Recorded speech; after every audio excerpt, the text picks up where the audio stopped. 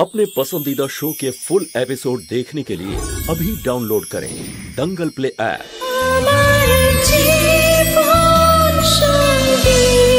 এখন সবকিছুই জলের মতো পরিষ্কার হয়ে যাবে। এই বাড়িতে যে আছে সে কোমল কলি না বিধি? বিধি তো ঠিক হয়ে গেছে, তুমি কি জানো? আপনি এই লোকটাকে চেনেন? এই শয়তানটাকে আমি কি করে ভুলতে পারি? প্রতিমা দেবীর বিশ্বাসকে খুন করেছিল। এর ছেলে তখন 13 বছরের ছিল। ওর নাম ছিল সাহিল।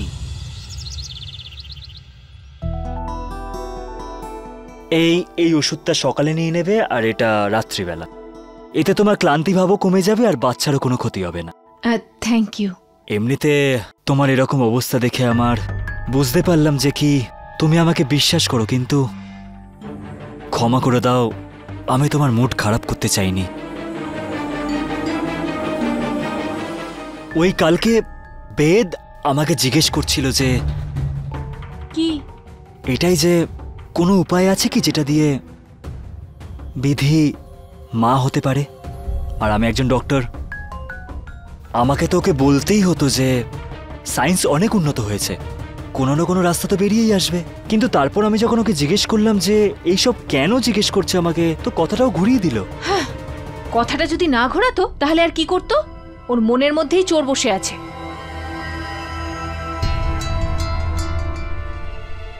আপনাকে সত্যি অনেক ধন্যবাদ। আপনি আমার চোখ খুলে দিয়েছেন। আমি সত্যিই বোকা ছিলাম যে এতটা সময় ধরে আমি আপনাকে বিশ্বাস করছিলাম না। এখন আমি সব জেনে গেছি। বিধি একদম ঠিক হয়ে গেছে। ওর মাথার কোনো রোগই আর নেই। আমি সব কিছু জেনে গেছি। একবারই বাচ্চাটা হয়ে যাক, তাহলে আমাকে দুধের মধ্যে পড়া মাছির মতো ছুঁড়ে ফেলে দেবে, একটুও দয়া করবে না। আমি ওদের দুজনের জন্য কত কিছু করেছি, কিন্তু আজ ওরা আমার সঙ্গে এটা করছে। দেখো, আমি তোমার কষ্টটা বুঝতে পারছি। অনেক চিন্তা হয় তোমার উপর আমার। আর এই বিধি খুব চালাক। আমি বুঝতেই পারি না যে বাড়িতে কেউ দেখতে পায় না যে বিধি এতটা চালাক। তার উপর তুমি যে বেদ আর বিধির জন্য নিজের জীবনটা বলি দিলে, এরপরেও ও তোমার সাথে এরকম ব্যবহার করছে, মানে খুব খারাপ এটা। একদম। আমি যদি তোমার জায়গায় থাকতাম না তো প্রতিশোধ নিতাম। কিন্তু কি করে সাহিল বাবু? একটা পারফেক্ট প্ল্যান আছে আমার কাছে।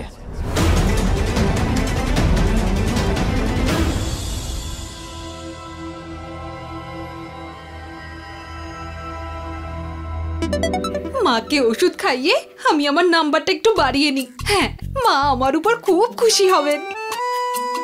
হ্যাঁ, আমি শুনেছি বেদের হবু সন্তান সোনার চেন পেয়েছে। তুমি আবার সেই কারণেই মায়ের সেবা করতে চলে আসোনি তো?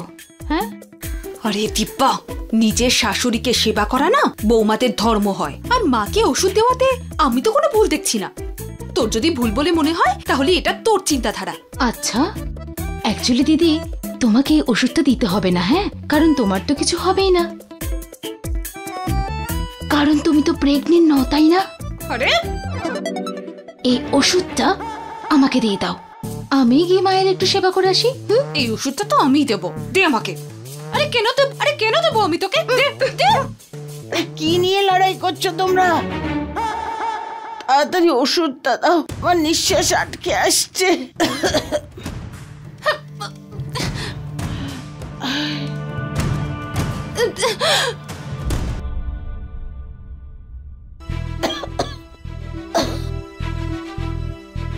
আরে যাও, আমার ঘরে অন্য একটা পাম্প আছে, যাও। হ্যাঁ মা, আনছি। ঠিকই।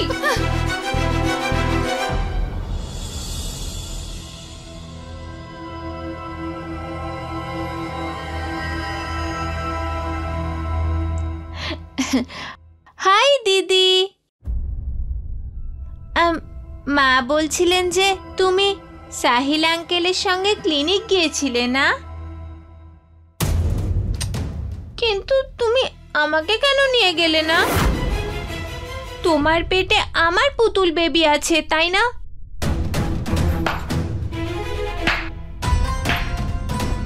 বাহ বিধি, বাহ। তোমার অ্যাক্টিং তো আমার থেকেও অনেক ভালো। কিন্তু একটা কথা আমি বুঝতে পারছি না, তুমি এখানে কোমলকুলি হয়ে ঘুরছো না কেন? হ্যাঁ, আমাকে বোকা বানানোর চেষ্টা করছো সেই জন্য না? কি বলছো তুমি দিদি?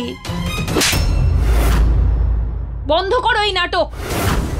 আমি সব কিছু বুঝে গেছি যে তুমি ঠিক হয়ে গেছো। তুমি আর বেদবাবু মিলে আমাকে একেবারে বোকা বানাচ্ছ। আর আমাকে এই বাড়িতে এই কারণে রাখুনি যে তোমার বাচ্চামোর জন্য বাচ্চাটার কোনো ক্ষতি হয়ে যাবে। আমাকে তো এখানে এই জন্য রেখেছো যাতে তুমি ওখানে কোমলকলি হয়ে কিছু করে ফেলতে পারো, আর ফাঁসবেটাকে আমি। না, একবার বাচ্চাটা যদি হয়ে যায় তারপরে দুধের মধ্যে পড়া মাছির মতো আমাকে ছুঁড়ে ফেলে দেবে। এটা সত্যি যে আমি ঠিক হয়ে গেছি। এটাও সত্যি যে আমি ওখানে কোমলকলি হয়ে রয়েছি, কিন্তু এটার কারণ সেটা নয় যেটা যেটা তুমি ভাবছো। আমি আর বেদবাবু তোমাকে সাহিলের হাত থেকে বাঁচাচ্ছি।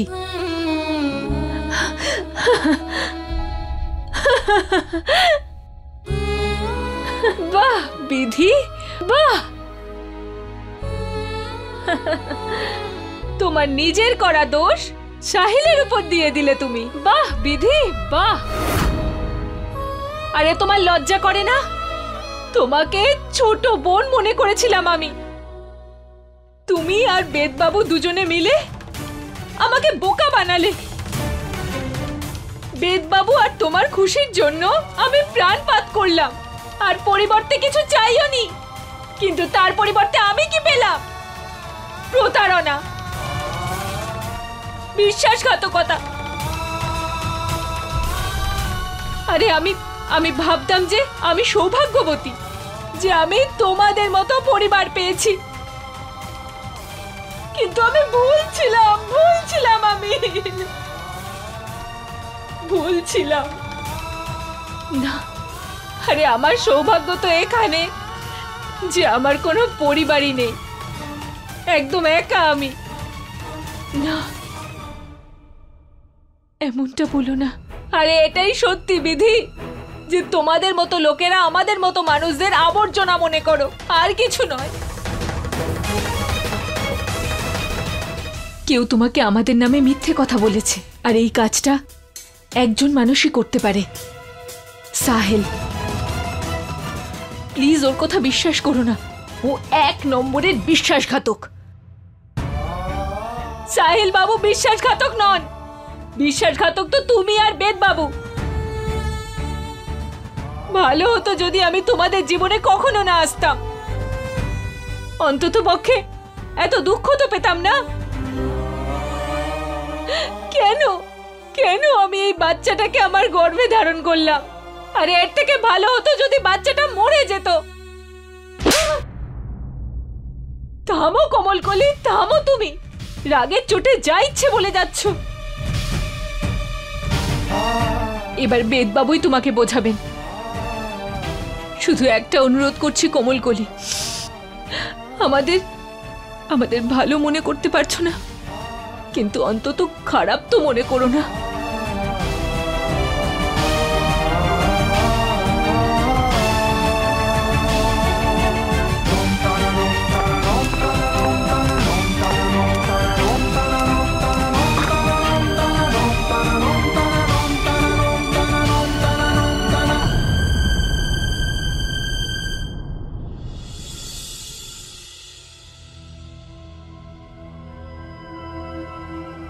আরে বেদ, তুমি এখানে? হ্যাঁ, চলে এলাম। তোমার কথা মনে পড়ছিল, তাই দেখা করতে চলে এলাম। এত বছর আলাদা ছিলাম আমরা, তাই ভাবলাম বেশি সময়টা তোমার সঙ্গে কাটিয়ে সেটা পূরণ করে নি। কিন্তু তার জন্য তো তোমাকে আমার কম্পাউন্ডার হতে হবে। সত্যি তুমিও না, তুমি এখনো একই রকম মজা করো। তোমার সঙ্গে সময় কাটানোর জন্য আমি তো কম্পাউন্ডারও হতে পারি। না না ভাই, আমি শুধু মজাই করছিলাম, তার কোনো দরকার নেই। আমি তো কথায় কথায় ভুলেই গেলাম, আমি এই কফিটা নিয়ে এসেছি ক্যাফেটেরিয়া থেকে। আচ্ছা, ক্যাপুচিনো খেয়ে নাও। আরে sorry sorry sorry sorry sorry sorry sorry sorry sorry তুমি জুতোটা খুলে ফেলো। আরে না না না, তুমি আমার পা ভাই কেন হাত কি দিচ্ছ? হয়েছে? তুমি আমার দাদা বলে কথা, কি হয়েছে তাতে? হ্যাঁ, আর দাদা মোজাটাও ভেজে গেছে, তুমি মোজাটাও খুলে ফেলো। দাদা আমি বললাম তো আমি করছি। আরে কোনো কোনো ব্যাপার নয়, তুমি আমার দাদা, এইটুকু তো করতেই পারি আমি।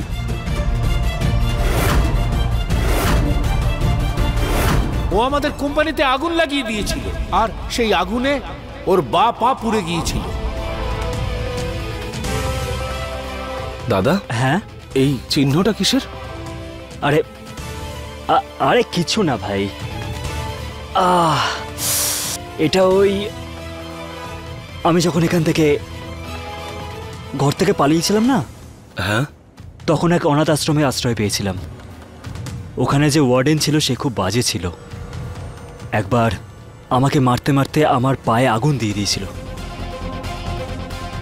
কত কষ্ট পেয়েছো তুমি দাদা, কত অন্যায় হয়েছে তোমার সঙ্গে। এবার তোমার বিশ্বাস হয়ে গেছে যে এই সাহিল আমাদের পুরনো কর্মচারীর ছেলে, যে আমাদের সঙ্গে বিশ্বাসঘাতকতা করেছিল।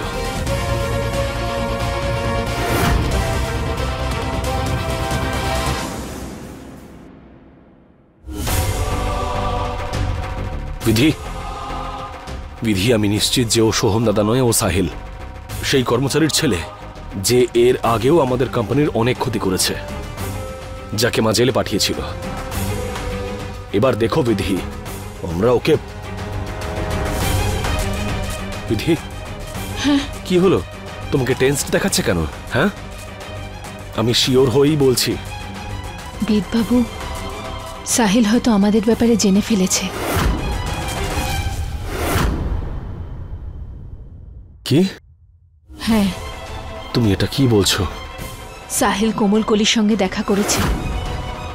ও জানে যে আমি বিধি, আর আমার মস্তিষ্ক একদম ঠিক আছে।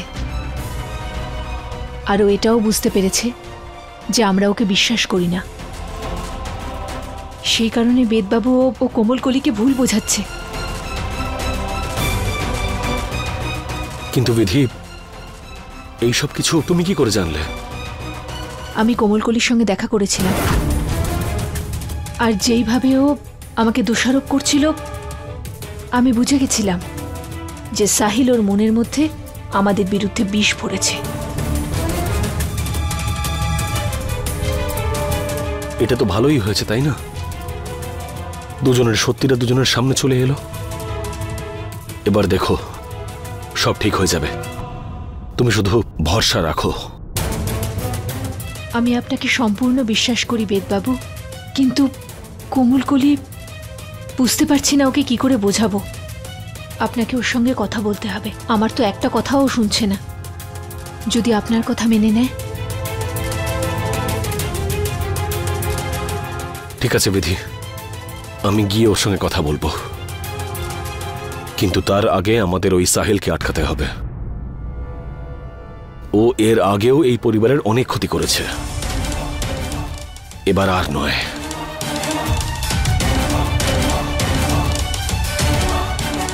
সবার আগে আমাদের এটা জানতে হবে যে সাহিল ডিএনএ রিপোর্ট চেঞ্জ কি করে করলো। ও কি করে জানলো যে আমি কোন ল্যাবে গিয়ে ডিএনএ স্যাম্পল সাবমিট করছি? বেদবাবু ও ডক্টর, কোনো ল্যাব টেকনিশিয়ানের সঙ্গে ওর কানেকশন থাকতে পারে। ওই হয়তো সাহিলকে বলেছে। না বিধি, এটা পসিবল নয়, কারণ আমি যখন স্যাম্পল টেস্ট করানোর জন্য সাবমিট করেছিলাম তখন আমি ভুল নামে দিয়েছিলাম, যাতে কারোর সন্দেহ না হয়। আর আমি এটাই বুঝতে পারছি না যে ওই সাহিলের কাছে সোহম দাদার ডিএনএ স্যাম্পল কোথা থেকে এলো। ওই ডিএনএ রিপোর্টের কারণেই তো আমি ওর উপরে বিশ্বাস করেছিলাম যে ও সাহিল নয়, সোহম দাদা। কিন্তু আমি ওর ফাঁদে আটকে গেলাম। তোমার কথায় বিশ্বাস করে নি আমি বিধি। কতদিন বাদে আমি মায়ের মুখে একটু হাসি দেখেছিলাম। যখন থেকে এই কথাটা আমি জানতে পেরেছি যে ওই সাহিল সোহম দাদা নয়, আমার খুব খারাপ লাগছে। মায়ের কতটা খারাপ লাগবে বলো তো? মা ভেঙে পড়বে। কিন্তু যত শীঘ্রই সম্ভব আমাদের মাকে সত্যিটা বলতে হবে যে এই লোকটা বিশ্বাসঘাতক, একটা প্রতারক। বেদবাবু, মায়ের হয়তো খারাপ লাগবে, কিন্তু উনি নিজেকে সামলে নেবেন। এতদিনে আমি মায়ের ব্যাপারে একটা কথা বুঝে গেছি, যে ওনার কাছে পরিবারের চেয়ে বড় আর কিছুই নেই। আর এই সাহেল আমার পরিবারের ক্ষতি করার জন্য এসেছে। সাহিল প্রতিশোধ নেওয়ার জন্য এখানে এসেছে, আরও কোমল কলিকেও দলে টেনেছে। এতে তো আমি এইটুকু বুঝতে পারছি বেদবাবু যে আমাদেরকে দুটো কাজ একসাথে করতে হবে। আপনি গিয়ে কোমল কলির সঙ্গে কথা বলুন, আর আমি ল্যাবে যাব, আর এটা খুঁজে বের করব যে ওখানে ডিএনএ রিপোর্ট কি করে ভুল বেরোলো।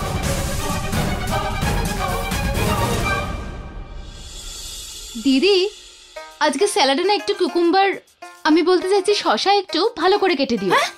আরে গোল গোল করে কেটে ফেলেছি আমি। আরে কোনো ব্যাপার না দিদি, আবার ধুয়ে আবার কেটে দিও, কি হবে। আর হ্যাঁ দিদি, ওই চাটনি না আমার পুদিনার বানিও, খুব ইচ্ছে করছে খেতে। ধনে পাতার বানিয়েছি আমি। কোনো ব্যাপার না, আবার একবার বানিয়ে নিও। আর দিদি, ওই পাঁপড়গুলো আছে না, ওগুলো একটু সেঁকে দিও। আরে টিপ্পা, ভাজা হয়ে গেছে পাঁপড়গুলো। দিদি কোনো ব্যাপার নয়, একটু সেঁকে দিও, দেখো না কত অয়েলি লাগছে, আমার হেলথের জন্য ভালো নয়। দিদি আমাকে প্লিজ না ওই আপেলটা দাও, আমার এটা খাওয়া শেষ হয়ে গেছে। আরে তুই দেখতে পাচ্ছিস না এত কাজ পড়ে রয়েছে আমার? হ্যাঁ, বিরক্ত করে যাচ্ছে আমাকে ডিব্বা, গন্ডগোলের ডিব্বা। মা, আরে মা, মেরে ফেললো। আরে এই নে ডিব্বা, তুই না বড় বিরক্ত করছিস আজকাল আমাকে।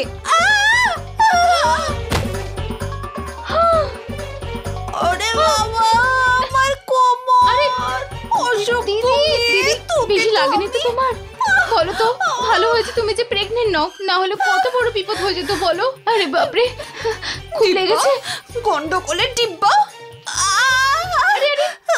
আরে বাবা, যা, যাকে বলার তুই বল যা, আর আমি তোকে ভয় পাই না। যা গিয়ে বলে দে যাকে বলতে চাস যে আমি গর্ভবতী নই। প্রমাণ তো তুই করতেই পারবি না। আর আমিও একটু দেখি তোর কথা নাকি আমার কথা, কার কথাই সবাই বিশ্বাস করে, বাকি কথা জানি না। আমার সাথে এই ব্যবহার করে ঠিক করনি।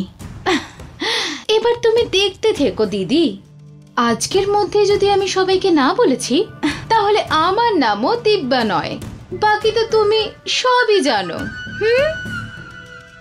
এখন কেন এসেছেন এখানে?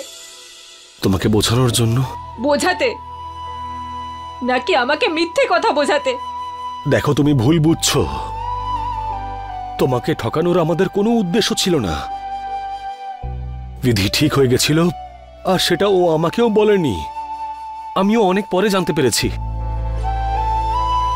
আর ও ঠকাতে চেয়েছিল বলে কিন্তু এগুলো লুকায়নি, বরং এই জন্য লুকিয়েছিল যাতে ও মাথা খারাপের নাটকটা করতে থাকে,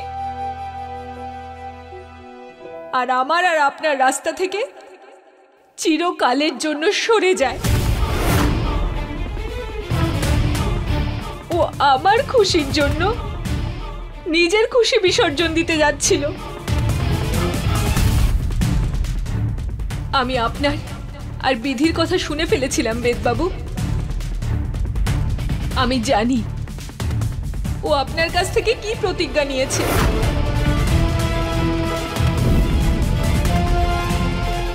কিন্তু এই সব কিছুর মধ্যে আপনার প্রতিজ্ঞাটা মনে আছে তো?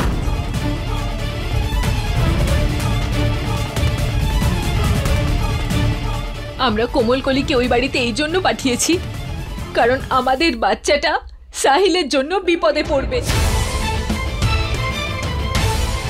আর সেই জন্য আমি কোমলকলি হয়ে এই বাড়িতে থাকছি। কিন্তু বেদবাবু, একবার সবকিছু ঠিক হয়ে যাক, তারপরে আপনি কোমলকলিকে বিয়ে করবেন।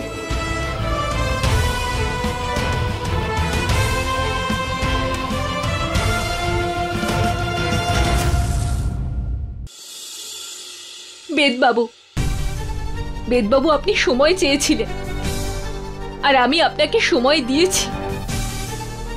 আমি এই জন্যই কাউকে কিছু বলিনি, আমার ঠিক হওয়ার সত্যিটাও লুকিয়ে রেখেছি।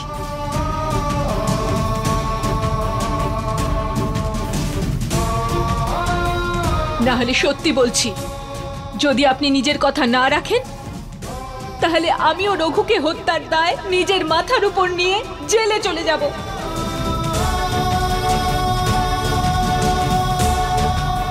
বিধি, না বিধি না, তুমি এগুলো কি বলছো? প্লিজ প্লিজ এরকম বলো না।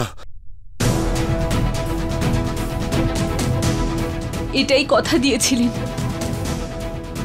যে আপনি কোমলকলিকে নিজের করবেন, ওকে সমস্ত খুশি দেবেন যা ও কখনো পায়নি। বেদবাবু অনেক কিছু করেছে এই বাড়ির জন্য, এই পরিবারের জন্য, আপনার জন্য বেদবাবু, আমাদের জন্য। ওর ঋণ আমরা সারা জীবনে মেটাতে পারবো না। অন্তত স্ত্রীর অধিকারটুকু তো আপনি ওকে দিতে পারেন, তাই না?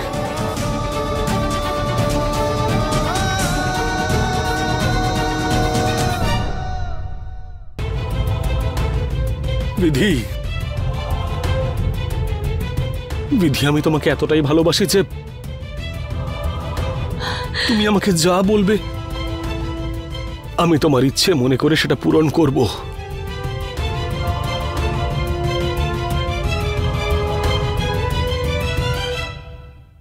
কিন্তু বিধি, এটা কখনো ভেবো না যে আমি তোমার ভাগের ভালোবাসা ওকে দিতে পারবো। হয়তো আমি ওকে স্ত্রীর স্থান দিয়েও দিলাম,